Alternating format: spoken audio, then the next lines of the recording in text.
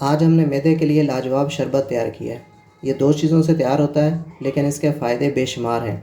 दिल की घबराहट, बेचैनी, भूख का ना लगना, खाना सही तरह हज़म ना होना, खून की कमी, कब्ज़ की शिकायत रहना, मैदे की कमज़ोरी, हाथ पाँव की जलन, चक्कर आना, गैस की शिकायत, इन सब के लिए बेहद मुफीद और अक्सर नुस्खा है। तो चलें शरबत तैयार करते हैं। इस शरबत के लिए हमें चाहिए अनारदाना 30 ग्राम और गुलकंद 30 ग्राम। ये अनारदाना मैंने अच्छी तरह घोट लिया थोड़ा थोड़ा पानी डाल के।